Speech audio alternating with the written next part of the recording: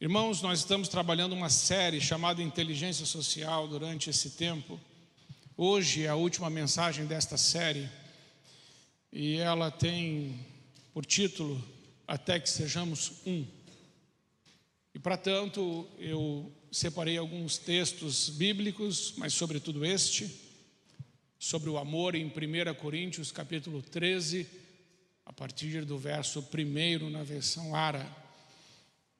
A palavra de Deus diz assim: ainda que eu fale a língua dos homens e dos anjos, se eu não tiver amor, serei como o bronze que soa, ou como o símbolo que retine. Ainda que eu tenha o dom de profetizar e conheça todos os mistérios e toda a ciência, ainda que eu tenha tamanha fé a ponto de transportar montes, se eu não tiver amor, nada serei. E ainda que eu distribua todos os meus bens entre os pobres, e ainda que entregue o meu próprio corpo para ser queimado, se eu não tiver amor, nada disso me aproveitará. O amor é paciente, é benigno. O amor não arde em ciúmes, não se ufana, não se ensoberbece, não se conduz inconvenientemente, não procura os seus interesses, não se exaspera, não se ressente do mal, não se alegra com a injustiça, mas regozija-se com a verdade. Tudo sofre, tudo crê, tudo espera, tudo suporta. O amor jamais acaba. Mas havendo as profecias, desaparecerão. Havendo línguas, cessarão. Havendo ciência, passará. Porque em parte conhecemos e em parte profetizamos. Quando, porém, vier o que é perfeito, então o que é em parte será aniquilado. Quando eu era menino, falava como menino, sentia como menino, pensava como menino. Quando cheguei a ser homem, desisti das coisas próprias de menino. Porque agora vemos como em espelho, obscuramente. Então, veremos face a face. Agora conheço em parte. Então, conhecerei como também sou conhecido. Agora, pois, permanecem a fé, a esperança e o amor. Estes três.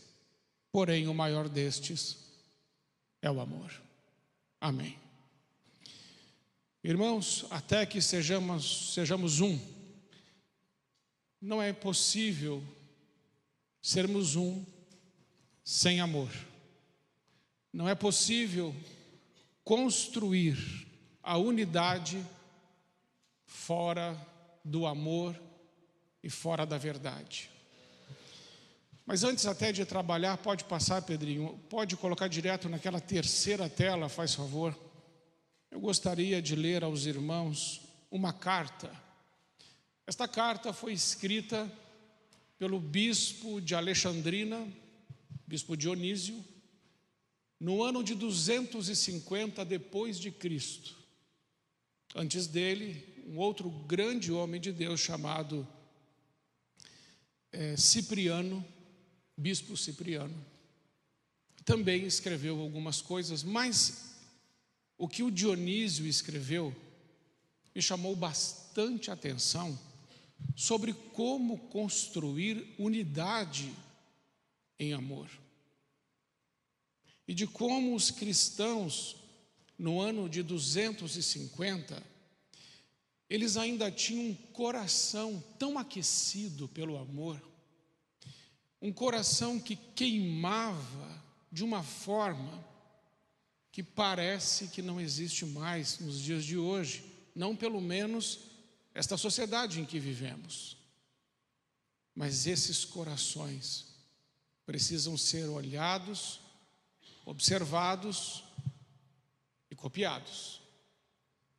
E eles conseguiram construir unidade, não porque sabiam muito de Bíblia, nem porque eram bons em retórica, mas eles construíram unidade num ambiente hostil, porque eles decidiram amar como Deus nos amou. Não há poder maior para construir a unidade do que o poder do amor. O amor não é só um sentimento, nunca foi. O amor também não é, pode, não deve ser reduzido somente a uma decisão. O amor é uma pessoa. O amor é Deus.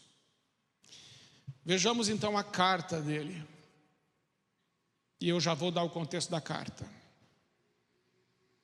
Muitos de nossos irmãos cristãos revelaram um amor e uma lealdade sem limites. Olha como que ele começa. Aqui ele está pregando numa cerimônia religiosa na Páscoa. E ele está dizendo isso. Um amor e uma lealdade sem limites. Jamais se poupando e pensando apenas no outro.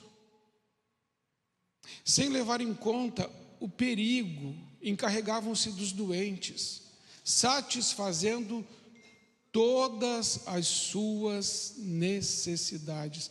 Preste atenção neste verbo, todas.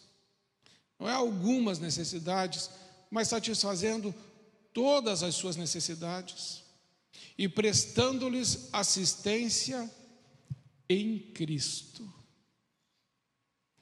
E com eles partiram desta vida serenemente felizes, pois foram infectados por outros que estavam com a doença, contaminando-se com a enfermidade dos seus semelhantes e alegremente aceitando suas dores.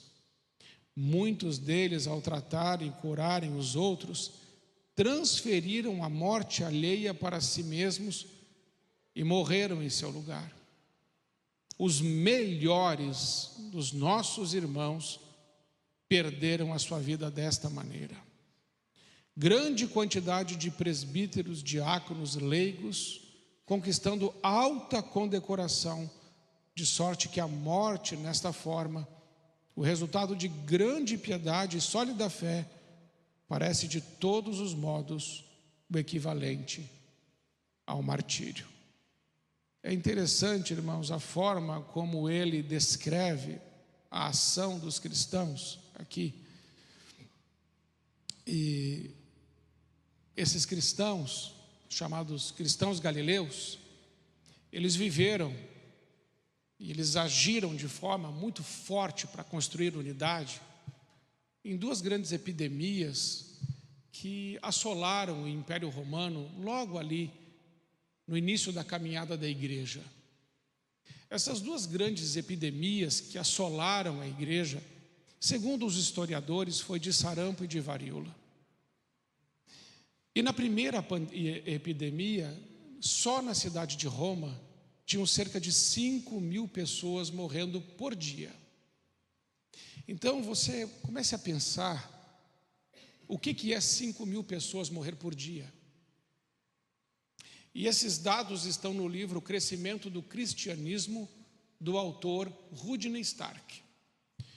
É uma pesquisa sólida e muito bem construída, que traz esses fatos sobre a igreja.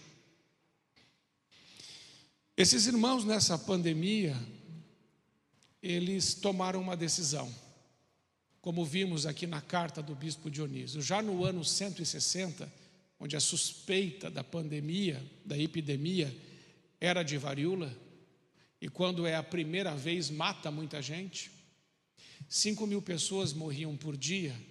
Então existiam pilhas de cadáveres e também pilhas de moribundos. Existiam pilhas das pessoas que realmente estavam mortas, mas existiam umas outras pilhas que eram de pessoas que ainda não tinham morrido, mas estavam quase morrendo. Então as famílias pegavam pessoas moribundas, ainda não haviam morrido, jogavam na pilha e deixavam lá, porque não queriam ser infectados com a doença. Dentro deste cenário, os sacerdotes romanos, que não são sacerdotes cristãos, Mas os pagãos, os idólatras, foram os primeiros a fugir. A classe sacerdotal de Roma fugiu. A classe nobre fugiu. Os políticos fugiram. Quem ficou? Os pobres. Os pobres, como sempre. E não havia ninguém para cuidar deles. Todos estavam morrendo. Mas não somente os sacerdotes, os políticos e os nobres foram embora.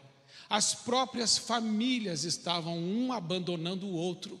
Pai abandonando o filho, filho abandonando o pai, marido abandonando a esposa, esposa abandonando o marido, por medo de pegar a doença e colocando as pessoas nessas pilhas. Diante deste cenário, 1 Coríntios 13 entra em ação.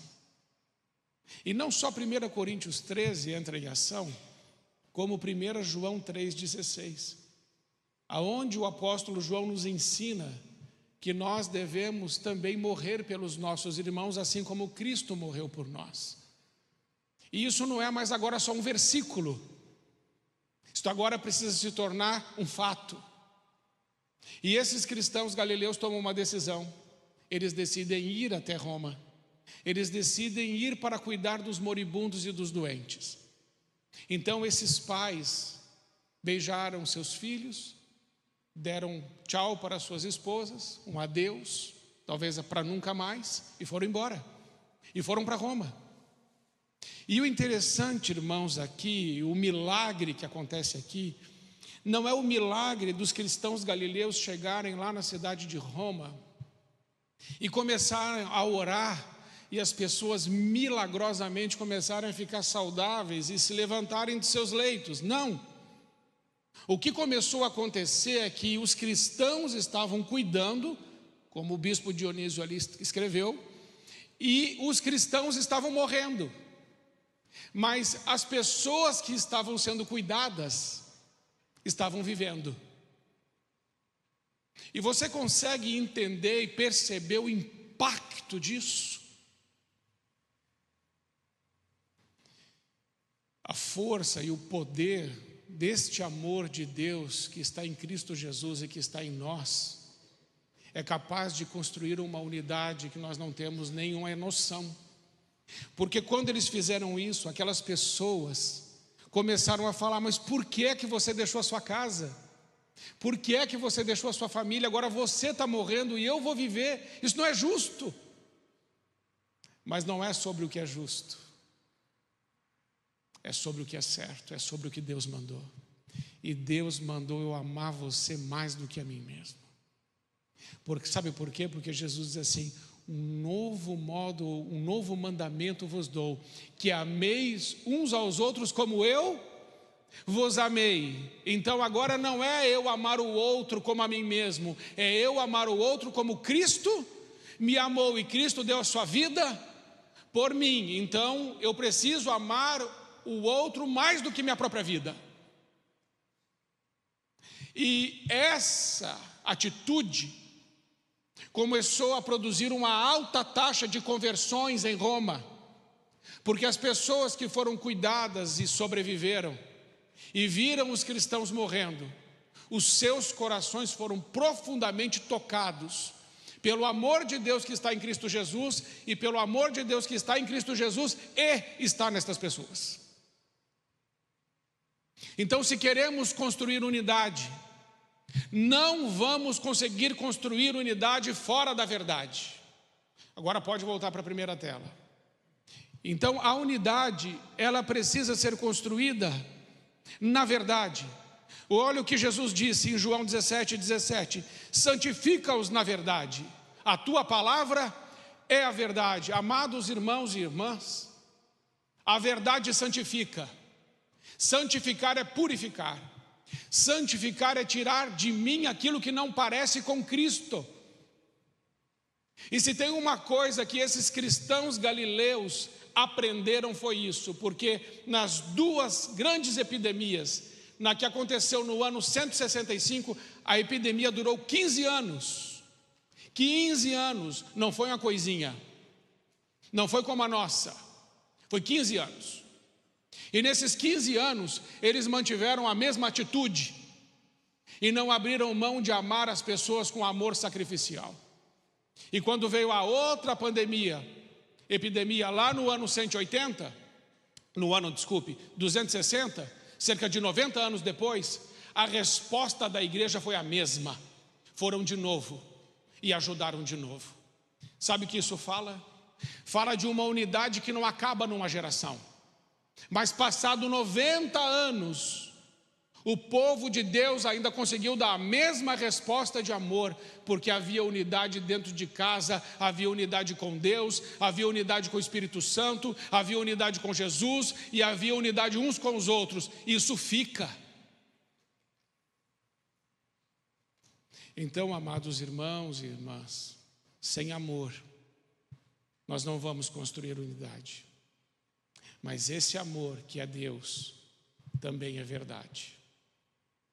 E se tem uma coisa que a igreja de Jesus não negociou e nunca deve negociar, é a verdade. Por quê? Porque a verdade santifica. A verdade expurga de nós aquilo que não presta.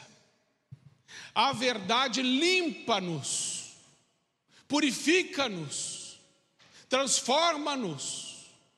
Pelo poder da palavra de Deus, lá em João capítulo 15, Jesus disse: vós já estáis limpos pela palavra que vos tenho dito. A palavra de Deus limpa. E eu e você precisamos, para viver em unidade, sermos lavados pela palavra de Deus.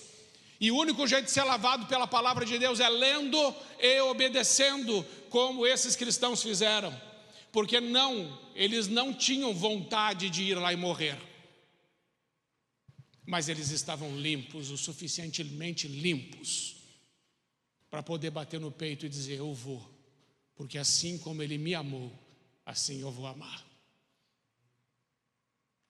Me diga que casamento acaba assim, que família é dispersa assim, que igreja pode ser detida se ela entender a verdade e viver numa só fé, num só coração, num só batismo, num só Espírito.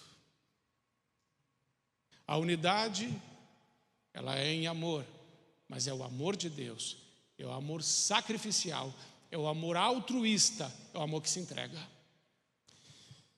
Deixa eu abrir um parênteses. Ontem eu estava fazendo um casamento e falei para os noivos: o amor que vocês precisam sentir um pelo outro é o amor ágape. Não adianta ter só amor filos e amor eros. O amor filos é o amor pelo outro enquanto o outro me faz bem. Só que o outro não vai me fazer bem durante muito tempo, você concorda? A gente vai andando com a pessoa, ela sempre vai nos fazer bem? Ou de vez em quando ela vai nos dar uma azia? De vez em quando ela vai nos dar uma úlcera? Ou de vez em quando a gente vai ter vontade de atravessar a rua, não quero falar, não quero nem ver. Só o amor filos não funciona.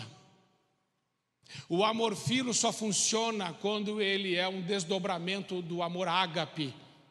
Porque daí o amor filos é o amor amigo. E amigo não tem segredo um para o outro. Aí sim a cura e libertação. Porque Jesus disse: eu não chamo mais vocês de servos, eu chamo vocês de amigo, porque eu tenho dado a conhecer tudo o que ouvi do meu Pai. Ou seja, não tem segredos entre nós. O amor verdadeiro não tem segredos. O amor verdadeiro não tem toxina. O amor verdadeiro é limpo e limpa.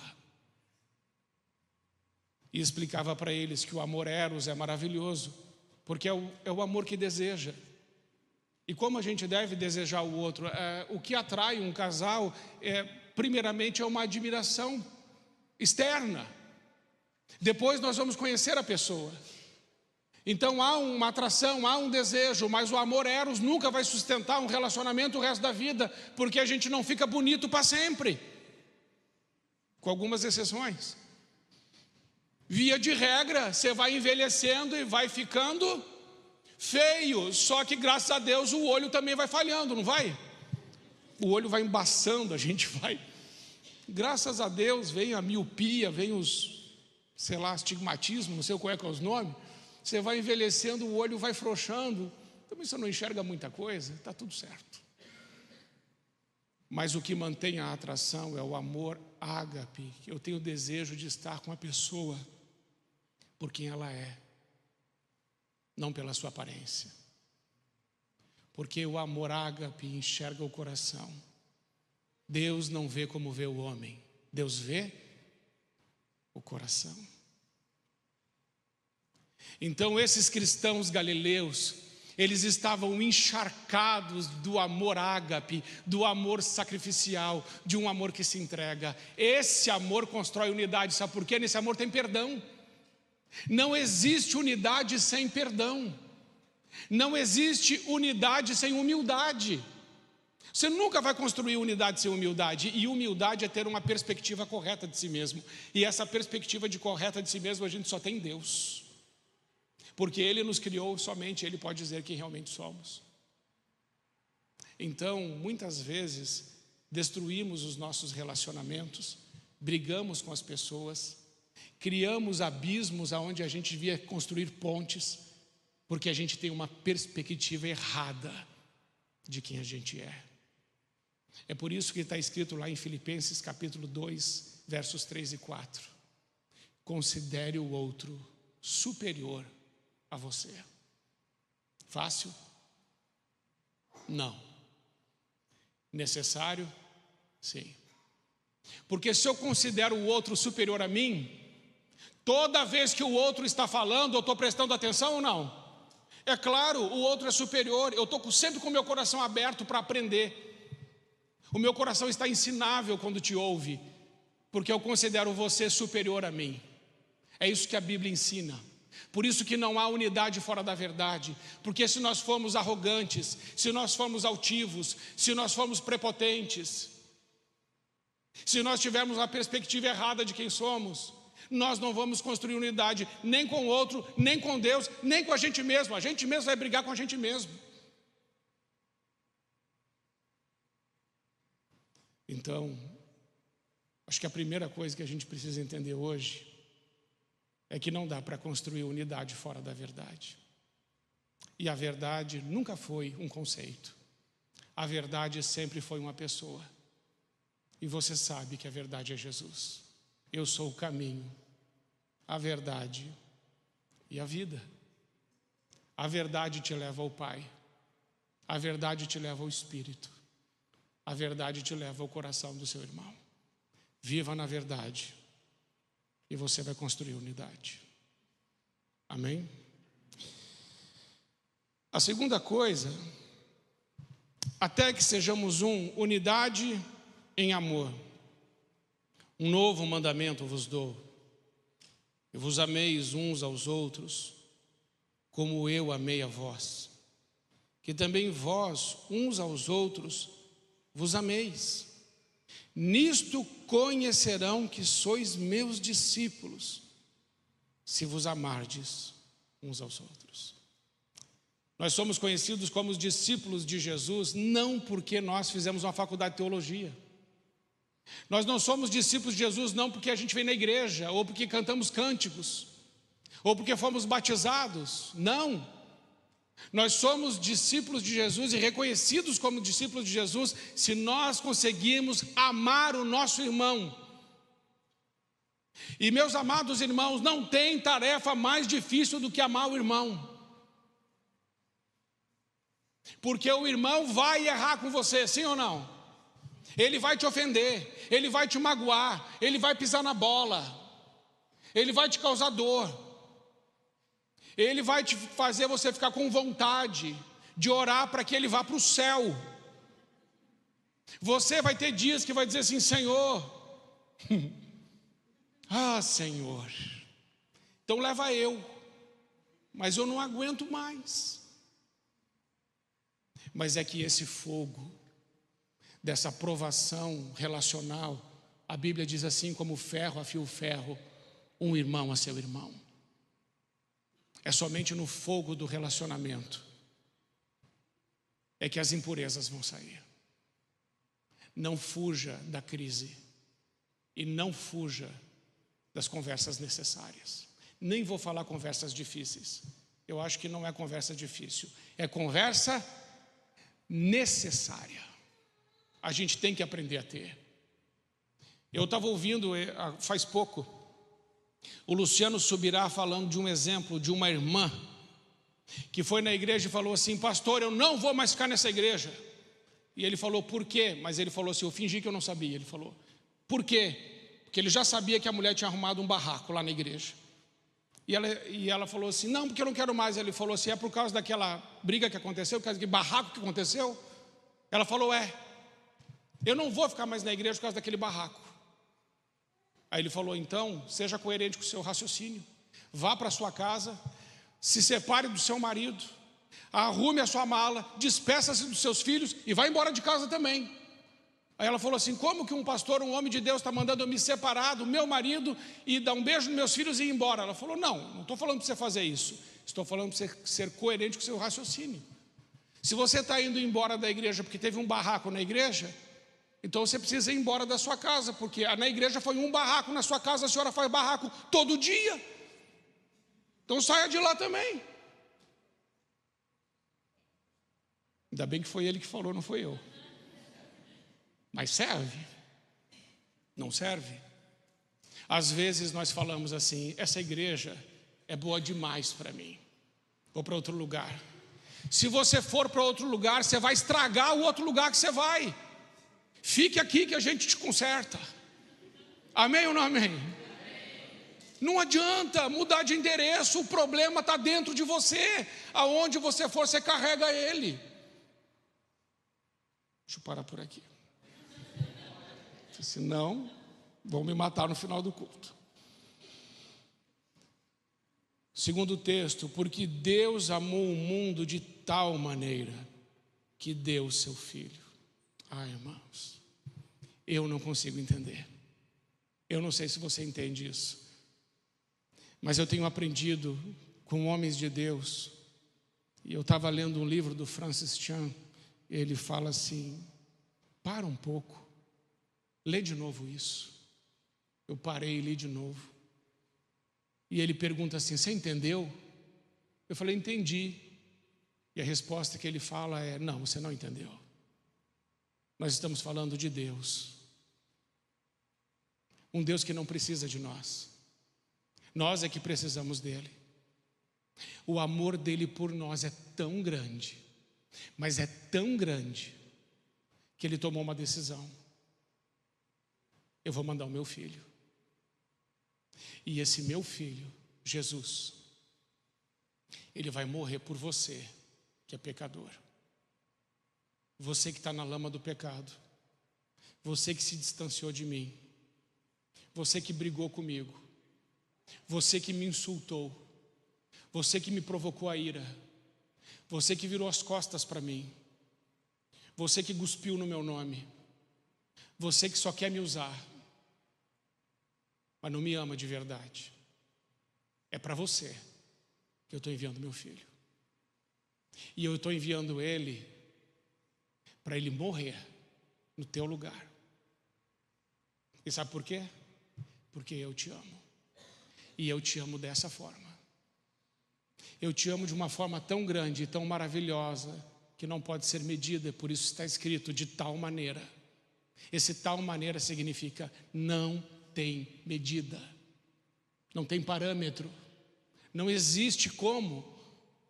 Esse é o amor de Deus por nós. É por isso que eu disse: sem amor não se constrói unidade. Você tem que entender isso, porque o que Deus fez foi mandar o seu filho naquela cruz. Aquilo é o maior gesto de amor que o universo já viu, que nós já vimos. E por que Jesus morre naquela cruz? A mensagem é essa: eu não quero passar a eternidade sem você. É porque eu te amo. Eu quero que você fique comigo. João 14: na casa do meu pai há muitas moradas, senão eu não vou lhe teria dito, vou preparar-vos lugar. Há um lugar para você. Porque Jesus diz assim: porque onde eu estiver, eu quero que você esteja junto comigo. Foi Jesus que disse isso. Onde eu estiver, eu quero que você esteja junto comigo, e eu já preparei um lugar para você. O problema é que nós estamos vivendo a nossa vida aqui na terra, que parece que a gente esqueceu disso. Parece que nós deletamos isso, ou que a gente está anestesiado, que esse amor não entra mais dentro da gente. E que a gente não queima o nosso coração como esses homens que a gente leu a carta. Põe a carta de novo.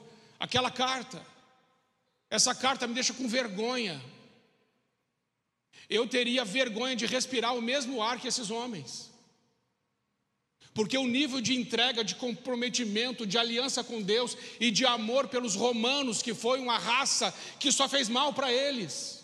Gente ruim. Eles crucificaram muitos cristãos lá em Roma. Chegou a faltar madeira para fazer cruz. É nesse contexto. Eles passavam piche nas pessoas, nos cristãos, e penduravam nos postes e colocavam fogo para iluminar as ruas de Roma. Eles entregavam mulheres grávidas aos leões, mulheres cristãs. Nenhum deles recuou por amor a Jesus, e nenhum deles amaldiçoou os romanos por causa disso.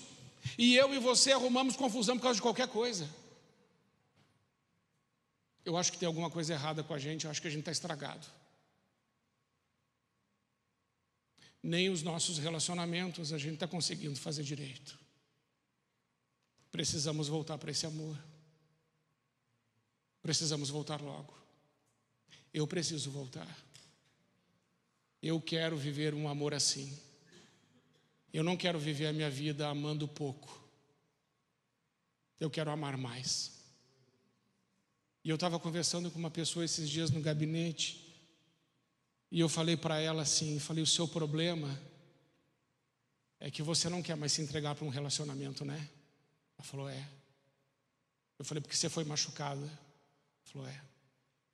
Agora eu estou com medo de ser machucada de novo, então até aqui vai, mas daqui não passa.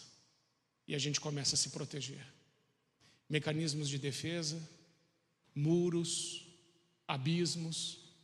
Temos o nosso jeito de manter as pessoas distantes. Mas não é isso que o Senhor nos ensinou. O Senhor nos ensinou, ame, e ame até morrer. Morra de amor. Não morra de ódio. Não morra de indiferença. Não morra de amargura.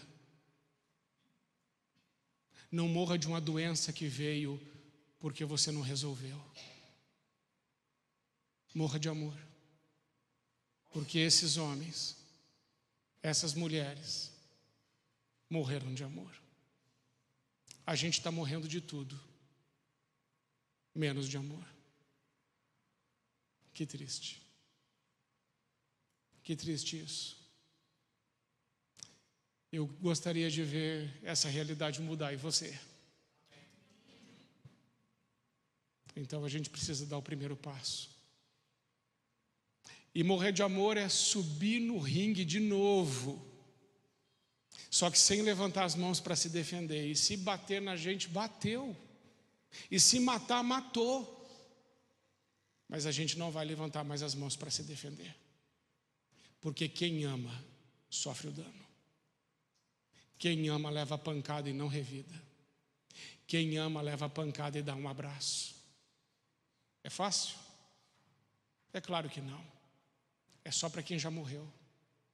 Por isso que só dá para viver esse amor quem é cristão. Porque aquele que está em Cristo já está morto para esta vida. Então ele vive uma nova vida, como disse o apóstolo Paulo. Estou crucificado com Cristo. Agora dá para entender. Logo não sou eu quem vivo. Cristo vive em mim. E a vida que presente vivo na carne. Vivo na fé no Filho de Deus que me amou e se entregou por mim. O que ele está dizendo é, o Paulo não está mais aqui. Cristo está aqui. Eu estou pronto. Eu já fui para a cruz. Agora é Ele, é o Senhor. Ele me lidera. Ele dirige meus passos. E eu vivo para fazer a vontade dEle. Se eu e você não passarmos por esse Getsemane, de dizer: Senhor, seja feita a tua vontade, não a minha, a gente não vive o amor de Deus. Porque Jesus só foi viver o amor pleno de Deus quando ele passou pelo Getsêmani. Ele disse assim: eu não quero, mas não seja feita a minha vontade. Que vulnerabilidade, que transparência, o Filho de Deus. Talvez a única vez na Bíblia que a gente vai encontrar um desalinhamento entre a vontade do Pai e do Filho foi no Getsêmani. Pai, eu não quero. Se podes, passa de mim esse cálice, mas não seja feita a minha vontade, seja feita a sua. E qual era a vontade do Pai? Você vai para a cruz. Ele foi. Você está pronto para ir para a cruz? Você está pronto para dizer: Senhor, estou abrindo mão da minha razão, do meu jeito, do meu plano, do se podes, para dizer: Senhor, faça como queres. Tua vontade é boa, perfeita e agradável. E a unidade perfeita é só na tua vontade. Amém? Que Deus nos ajude a construirmos essa unidade no amor. Vamos orar? Você pode ficar em pé?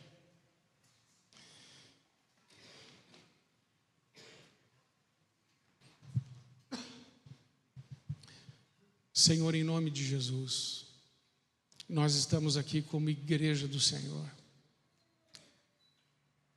E nós queremos, Pai, passar de fase.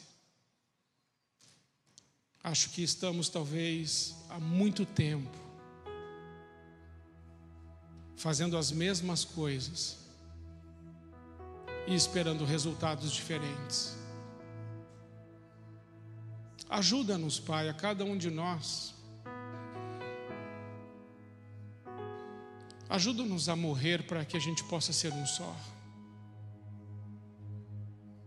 Porque vivos não vai dar. Não vai dar. Então ensina-nos a sofrer o dano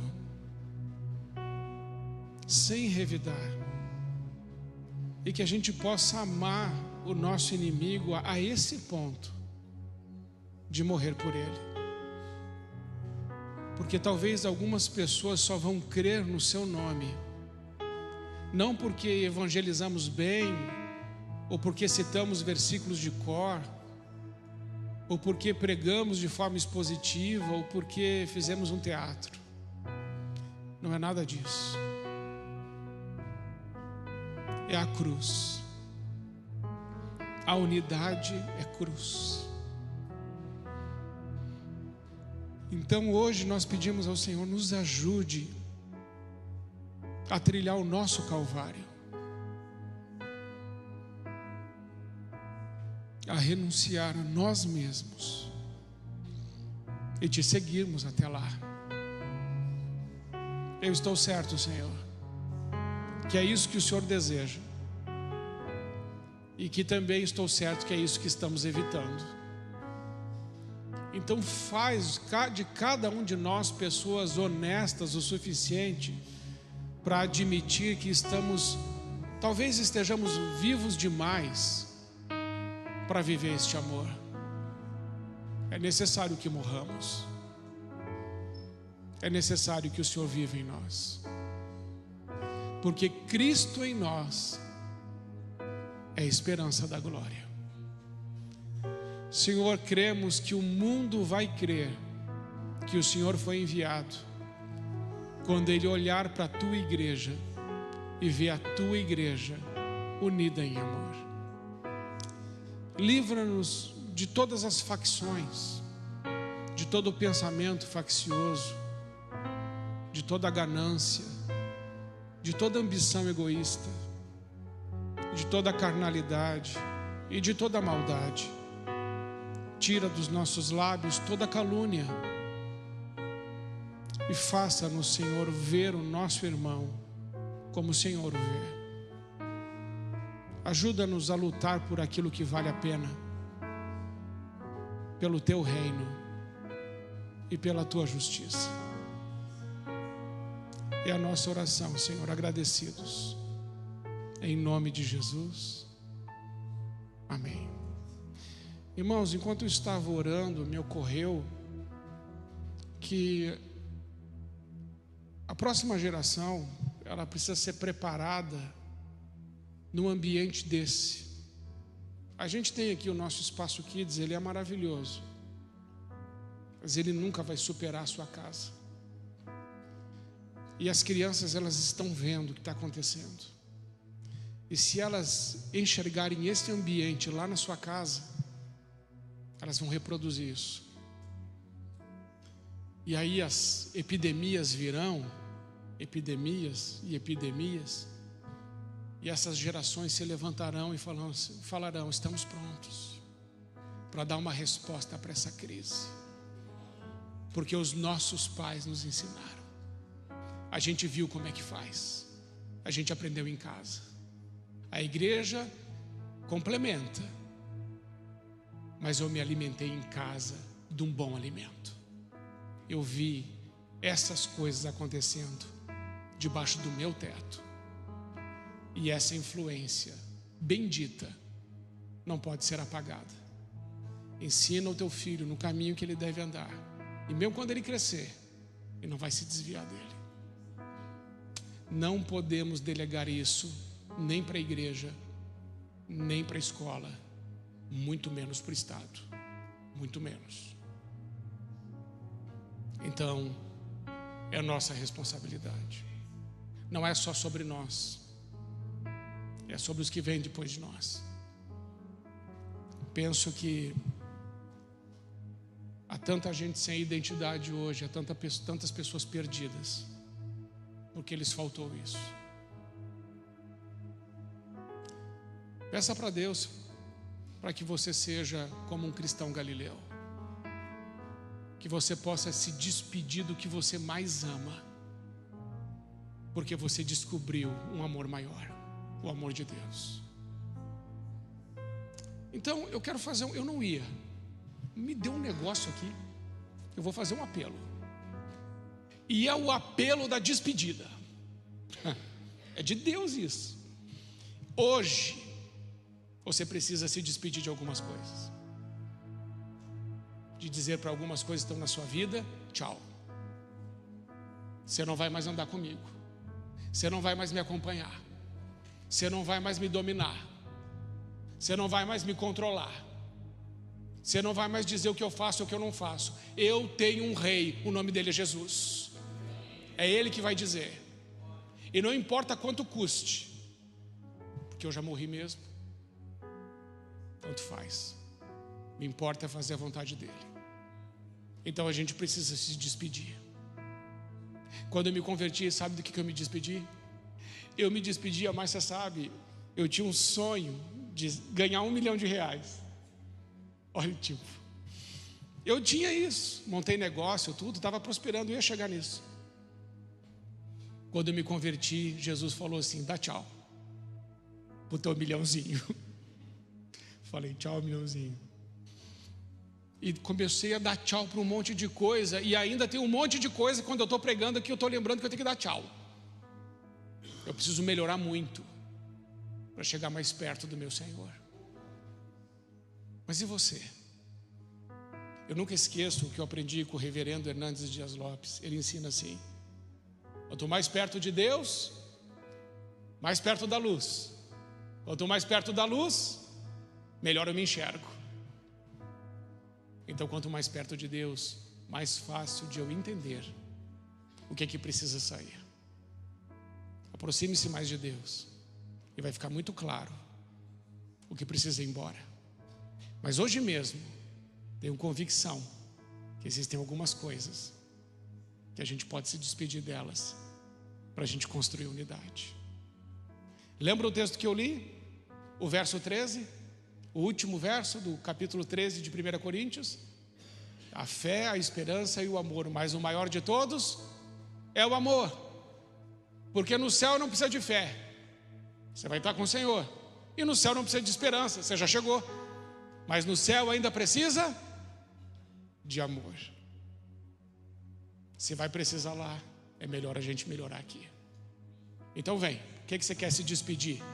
Vem, fala: Senhor, eu quero fazer uma oração, quero dar tchau para algumas coisas na minha vida.